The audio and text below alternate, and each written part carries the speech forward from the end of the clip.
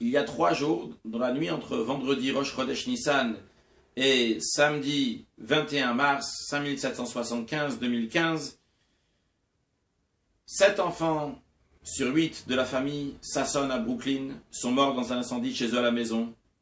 La mère et la fille ont été sauvées et étaient dans un état critique.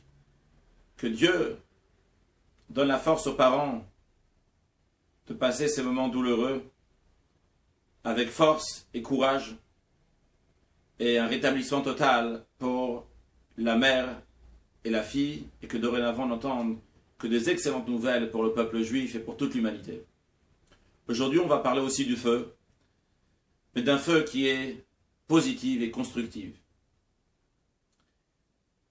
Dans le sanctuaire que les Juifs ont construit lorsqu'ils sont sortis d'Égypte et plus tard dans le temple à Jérusalem, il y avait 2 autels. Un autel qui est appelé l'autel intérieur, que vous voyez ici, donc sur lequel on offrait des encens. Il était à l'intérieur, il était couvert.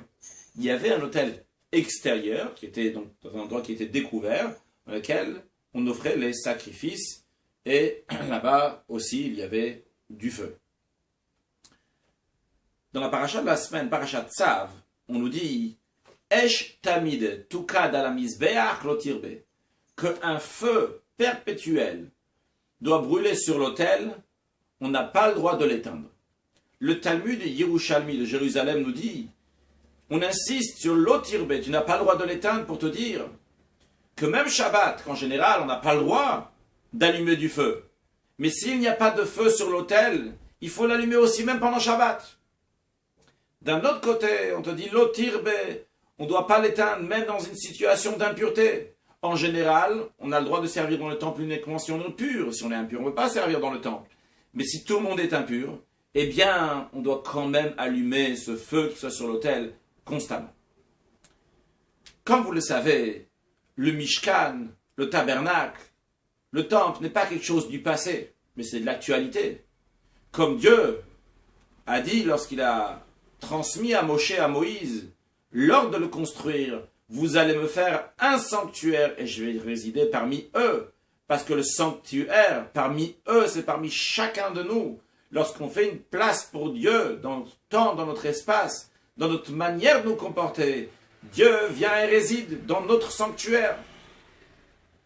Alors il faut comprendre, qu'est-ce que représentent ces 2 sanctuaires dans la vie de tous les jours et qu'est-ce que représente ce feu qui doit être perpétuellement là, même Shabbat, même dans une situation d'impureté. L'explication est la suivante.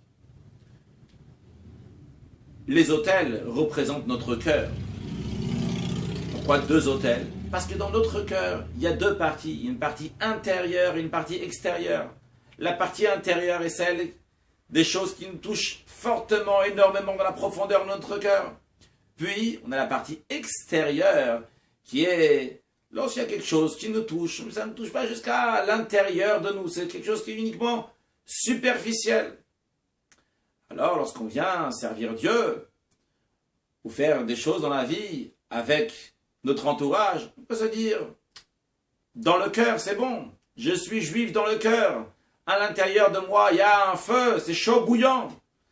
À l'extérieur, ça n'a pas besoin de s'exprimer. À l'extérieur aussi, que ça va se voir, que j'aime un autre, que je fais du bien à quelqu'un d'autre.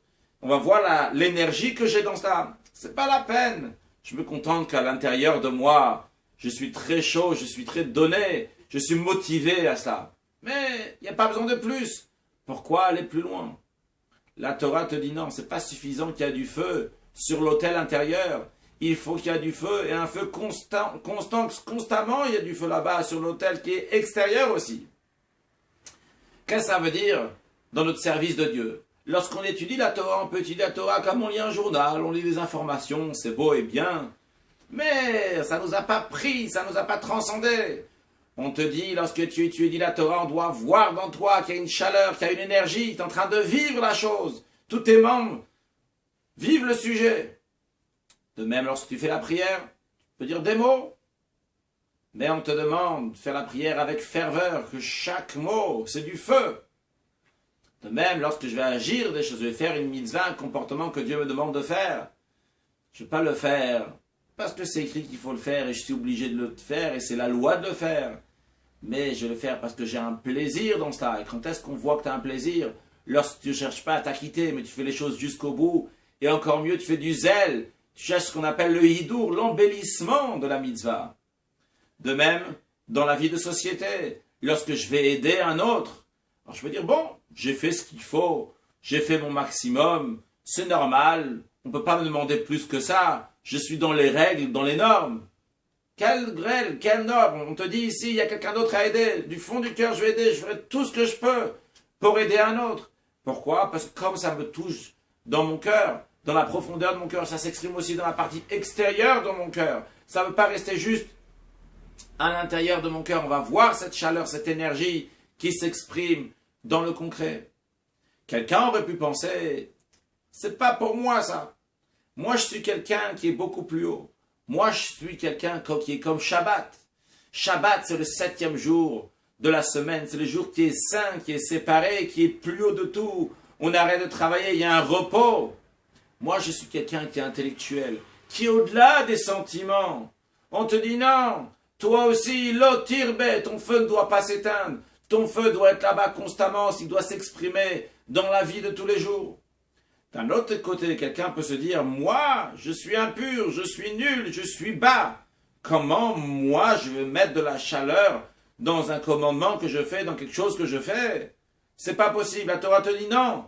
Toi aussi, tu dois faire un maximum pour ce feu qui t'a déjà été donné de Dieu, ce feu divin. Tu vas l'enflammer, tu vas l'allumer et que ça va s'exprimer dans ton comportement dans la vie de tous les jours. Et on conclura avec une anecdote qu'un jour, Yehuda Avner, un diplomate israélien, est rentré en audience privée chez le rabbi et il lui a demandé quel est le rôle d'un rabbi. Le rabbi lui a dit que de la même manière qu'il peut y avoir une bougie avec de la cire, avec de l'huile, avec une mèche, il y a tout ce qu'il faut, mais s'il n'y a pas le feu, la bougie n'est pas allumée. De la même manière aussi, il peut y avoir un juif qui a toutes les capacités, mais son âme n'est pas allumée. Il faut allumer l'âme du juif. Et mon rôle, le rabbi a dit, c'est de m'efforcer d'essayer d'allumer les bougies de chaque juif. Il a déjà tout le potentiel, il suffit de l'allumer. Alors lorsqu'il est sorti à la fin de l'audience privée, il a demandé au rabbi, est-ce que vous avez allumé ma bougie? Alors le rabbi il a souri, il lui a dit, je n'ai pas allumé ta bougie, mais je t'ai donné une allumette. C'est-à-dire que c'est à chacun de nous d'allumer notre bougie. On a toutes les capacités, on a ce feu qui est dans nous-mêmes. On va l'exprimer, on va rajouter des bonnes actions, que ce soit dans la vie religieuse entre nous et Dieu, et que ce soit dans la vie quotidienne qui fait part de la vie religieuse, qu'on se comporte comme il faut, comme Dieu le demande, en ajoutant des actes de bonté, de bienfaisance. Et par cela, sans aucun doute, on aura la vie de Mashiach. Que Dieu fasse qu'on n'entende que des bonnes nouvelles dorénavant. Une excellente journée.